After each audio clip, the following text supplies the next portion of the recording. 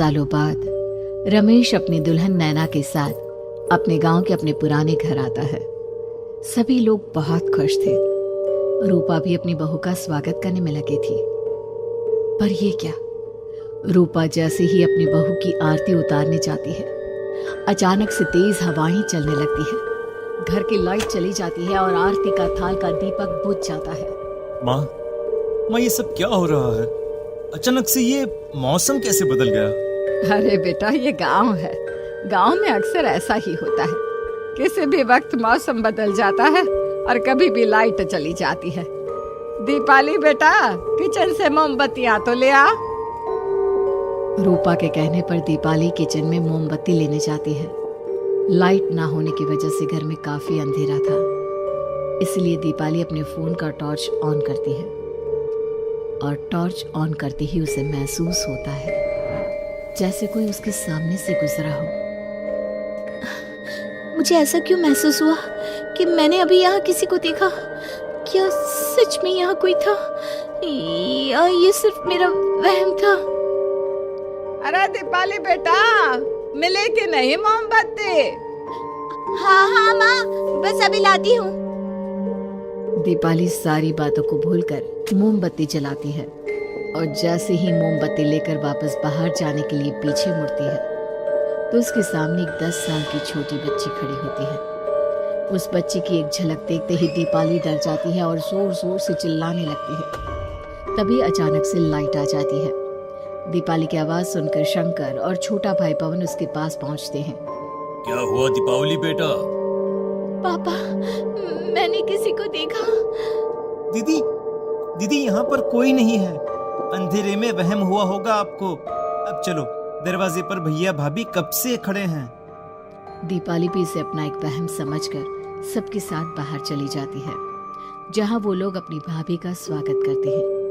नैना अपने पैरों से कलश को गिराकर थाल में पैर रखती है और घर के अंदर जाती है। सब घर के अंदर चले जाते हैं। भाभी, मैं आपकी ननद नहीं, आपकी छोटी बहन और फ्रेंड की तरह हूँ। इसलिए कभी भी आपको ये लगे कि भैया आपको सता रहे हैं तो आप उनकी शिकायत मुझसे कर देना। भाभी भैया की शिकायत करे या ना करे, पर मुझसे और माँ से तेरी शिकायत जरूर करेगी। सभी आपस में बैठकर हंसी मजाक कर रहे थे। नैना भी घूंघट किए अपने बिस्तर पर बैठी थी। वो सब आपस में बात कर ही रहे होते हैं कि तभी उन्हें एक अजीब डरावनी आवाज सुनाई देती है और कमरे की खिड़की अपने आप ही खुल जाती है। मुझे इसीलिए गांव पसंद नहीं। गांव में ऐसी ही डरावनी आवाजें आती हैं। मैंने तो सुना है गांव में बहुत सारे भूत भी होते हैं और इस मौसम को पता नहीं क्या हो रहा है। मुझे तो बहुत डर लग रहा है। मैं तो अपने कमरे में जा रही हूँ सोने। बाय भाभी, हम कल बात करेंगे। अब सब अपने कमरे में सोने चले जाते हैं। नैना अपने कमरे में बिल्कुल अकेली थी। कुछ देर बाद रमेश अपने कमरे में आता है और देखता है कि नैना खिड़की के पास खड़ी होकर बाहर की ओर एक टक नजरें लगाकर देख रही थी। क्या हुआ नैना? बाहर क्या देख रही हो? मैं बाहर का मौसम देख रही हूँ रमेश जी। इस मौसम को देखकर ऐसा लग रहा है जैसे आज कोई अपना बदला लेने के लिए आया है। तुम क्या बोल रही हो? मेरी कुछ समझ में नहीं आ रहा। और वैसे भी रात काफी हो चुकी है, अब हमें भी सो जाना चाहिए। चलो। इतना बोलकर रमेश सोने के लिए बिस्तर पर लेट जाता है, पर नैना अब भी खिड़की के पास ही खड़ी होती है। रमेश के सो जाने के बाद नैना अपनी सास के कमरे में जाती है और अपनी सास के पास बैठकर रोने लगती है, जिसे सुन सास की नींद खुल जाती है। बहू, अरे क्या हुआ बहू? एक रात को यहाँ मेरे कमरे में बैठकर रो क्यों रही है? मम्मी जी, आपने मुझे क्यों नहीं अपनाया? आपको पता है, आपकी वजह से मुझे और मेरे परिवार वालों को गांव वालों के कितने ताने सुनने पड़े। तू मेरी बहू नहीं है? कौन है तू? मम्मी जी, मैं आप ही की बहू हूँ। आपने मुझे अब भी नहीं पहचाना?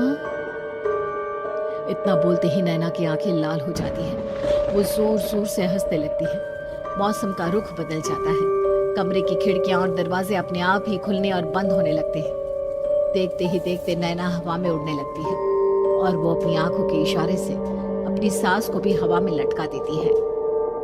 तेरी वजह से मुझे और मेरे घर वालों को ताने सुनने पड़े। तूने जो पाप किया है, तुझे उस पाप की सजा मिलेगी और अब तेरी इस गलती की सजा तेरा पूरा परिवार भुगतेगा।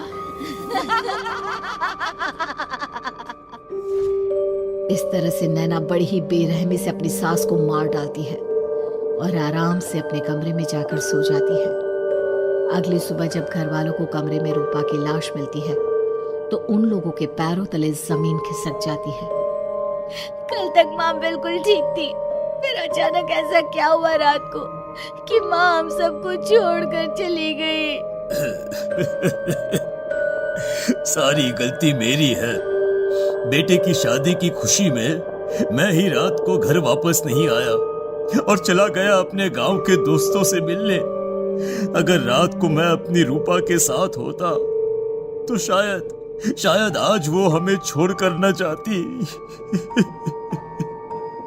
घर में शोक का माहौल पसर गया था, पर नैना को इस बात से कोई फर्क नहीं पड़ रहा था और ये बात कहीं ना कहीं पवन को भी समझ में आ रही थी।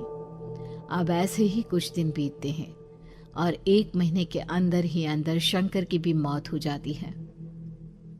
पहले माँ छोड़कर चली गई और अब पिताजी।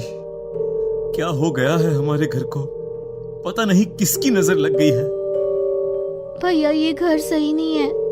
हम जब से इस घर में आए हैं कुछ न कुछ बुरा ही हो रहा है। हमें यहाँ से वापस शहर चले जाना चाहिए। जहाँ रमेश, दीपाली और पवन का रो रो कर बुरा हाल था, वहीं नैना अपने कमरे में बैठी आराम से मेकअप कर रही थी। दीदी मुझे तुमसे कुछ बात करनी है। मुझे लगता है कि इन सब के पीछे भाभी का हाथ है। पवन तो ये सब क्या कह रहा है? तू होश में तो है ना? अगर भैया भाभी ने तेरी ये बकवास बात सुन ली तो उनके दिल पर क्या गुजरेगी? तू भाभी पर इतना बड़ा इल्जाम कैसे लगा सकता है? दीदी आप खुद ही देख लो ना। हम जब से इस घर में आए हैं सब कुछ बदल गया है। शादी से पहले नैना भाभी ऐसी बिल्कुल नहीं थी, पर अब वो किसी से बात नहीं करती। ज्यादातर अकेले अपने कमरे में ही रहती है और कभी उनसे बात करो भी तो न जाने कैसी अजीबोगरीब तरह की बातें करने लगती हैं। तू पागल हो गया है? आप समझती क्यों नहीं है दीदी? देखो ना, हमारे घर में मौत का सिलसिला शुरू हो गया है, पर भाभी को कोई फर्क नहीं पड़ रहा। वो अभी भी मेकअप कर रही हैं, आराम से खाना खा रही हैं। और दीदी आपको पता है, जिस रात माँ की मौत हुई थी ना, उस रात मैंने भाभी को माँ के कमरे में जाते हुए देखा था। पवन की बातें सुन अब दीपाली के मन में भी शक पैदा होने लगता है और वो इस बारे में रमेश से बात करती है। रात को सब साथ में बैठकर खाना खा रहे थे, तभी कौन हो तुम और तुम ये सब क्यों कर रही हो? क्यों सबकी जान ले रही हो? रमेश जी, ये आप क्या कह रहे हैं? मैं भला मम्मी जी पापा जी की जान क्यों लूंगी? मैंने कब कहा कि तुमने माँ पापा की जान ली?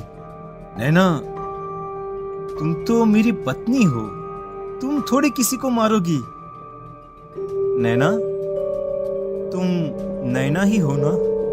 रमेश की ये बात सुनते ही नैना खाना छोड़कर गुस्से में सबको देखने लगती है। नैना की गुस्से भरी आंख को देखकर तीनों भाई बहन डर जाते हैं। तभी नैना जोर जोर से हंसने लगती है। मैं इधर हूँ, आपकी पत्नी गौरी। गौरी का नाम सुनते ही रमेश के होश उड़ जाते हैं। आखिर कौन है ये गौरी? क्या है इस घर और घर वालों का राज?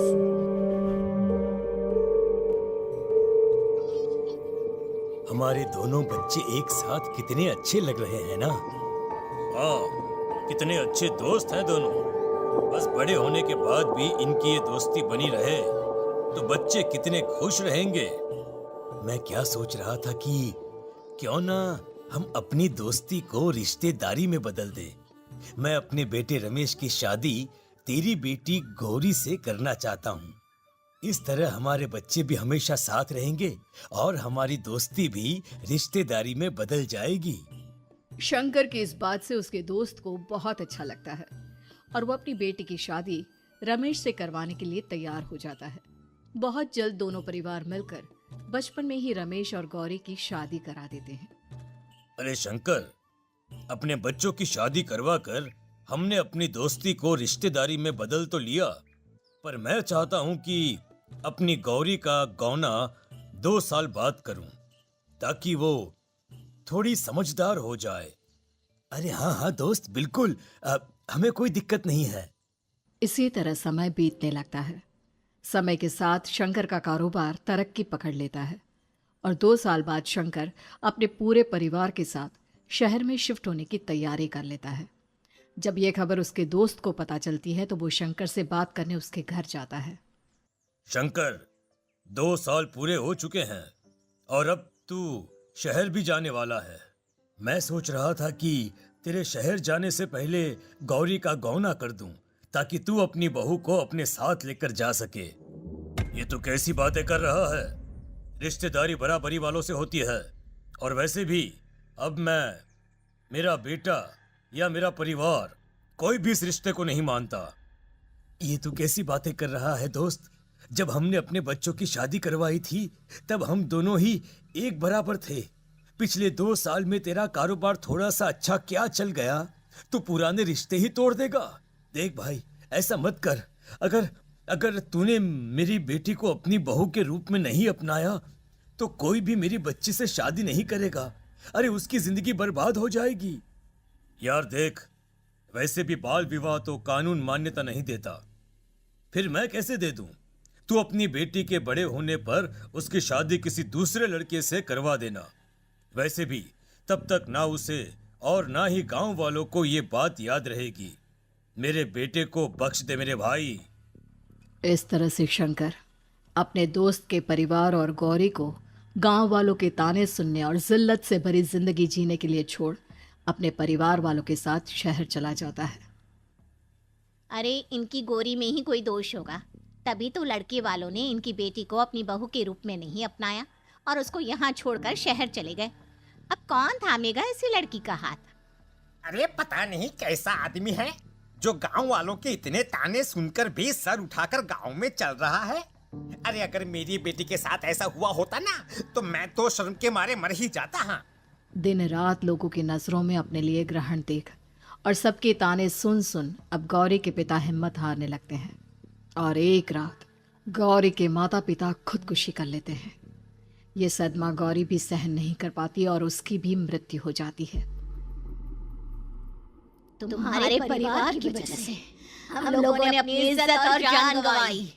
इसका बदला तो तुम्हें चुकाना पड़ेगा, वो भी अपनी जान देकर।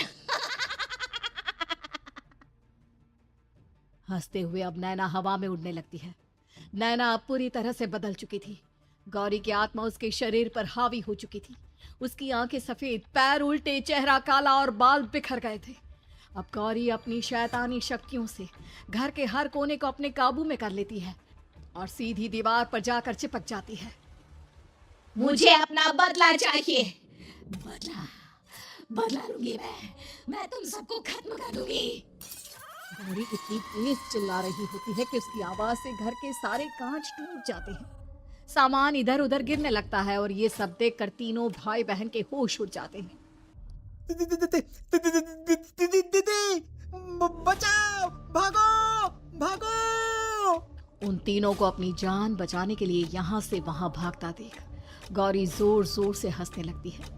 तभी दीपाली घर से बाहर निकलने लगती है, जिसे देख गौरी गुस्से में अपनी शक्तियों से तुरंत घर का दरवाजा बंद कर दीपाली को हवा में उड़ा देती है। बाहर भागी थी, मुझसे बचकर भागना चाहती है। कोई नहीं बचेगा, आज तुम सब मरने वाले हो। अचानक घर में भूतिया आवाजें गूंजने लगती है, तेज हवाएं चलने लगती हैं। सोफा, टेबल, कुर्सी सब हवा में उड़ने लगता है। ये सब देखकर रमेश, दीपाली और पवन की रूह कांप जाती है। घर में ये सब होते हुए और अपनी बहन को हवा में उड़ते हुए देख रमेश और पवन को भी समझ में नहीं आ रहा था कि वो क्या करे, कैसे अपनी जान बचाए। इतने में गौरी अपनी आंखें दीपाली की तरफ करती है और अपनी शैतानी शक्तियों से उसका गला दबाने लगती है। भागने का बहुत शौक है ना? अब मैं तुझे इस दुनिया से ही भगा दूंगी। इतना बोलकर गौरी दीपाली को उठाकर फेंक देती है और दीपाली दीवार से टकराकर नीचे गिर जाती है। दीपाली के पूरे शरीर में चोट के निशान होते हैं और वो उठ भी नहीं पाती। दोनों भाई भागते हुए अपनी बहन के पास जाते हैं। ये तो बस शुरुआत है, मैं तुम तीनों को तड़पा मारूंगी। अरे अरे, पर हमने क्या किया है? हम तीनों भाई बहन तो निर्दोष हैं। गलती तो हमारे माता पिता ने की थी और उन्हें तुम पहले ही मार चुकी हो, फिर हमारे पीछे क्यों पड़ी हो? पवन के इतना बोलते ही गौरी एक हवा के झोंके की तरह उसके पास आती है और उसका गला पकड़कर उसे हवा में उठा देती है और रमेश को गुस्से भरी नजरों से देखती है। गलती मेरे परिवार की नहीं थी, पर सबको बुरा पड़ा। मैं किसी को नहीं छोड़ूंगी। गौरी पवन को हवा में उछाल देती है, जिस पर कमरे की छत से टकराकर जमीन पर आकर वो गिरता है। उसके सर और शरीर पर जगह जगह चोट लग जाती है और खून बहने लगता है, जिसे देख अब रमेश से चुप नहीं रहा जाता। गौरी, तुम्हारा गुनहगार मैं हूँ। तुम्हारी शादी मुझसे हुई थी। अगर तुम्हें बदला चाहिए तो मुझसे लो। मेरे भाई बहन को छोड़ दो। तुम मुझे मार दो। मरना तो सबको पड़ेगा। अरे पर इसमें उन दोनों की कोई गलती नहीं है। प्लीज, मैं मानता हूँ कि तुम और तुम्हारे परिवार के साथ जो कुछ भी हुआ वो गलत था, पर गौरी, मैं प्लीज मेरे भाई बहन को छोड़ दो। उन्हें तो इस बात के बारे में कुछ भी पता नहीं है। उनका इस सबसे कोई लेना देना नहीं है। तुम और तुम्हारा परिवार यही चाहता था ना कि मैं तुम्हें अपना लूं। उस समय मैं बच्चा था। मेरे पास इतनी समझ नहीं थी, पर आज मैं तुम्हें तुम्हारे इसी रूप में अपनाता हूँ। मेरे साथ जो करना है कर लो, बस मेरे भाई बहन की जान बख्श दो उनकी जान। रमेश की ये बात सुनकर गौरी का गुस्सा थोड़ा शांत होता है।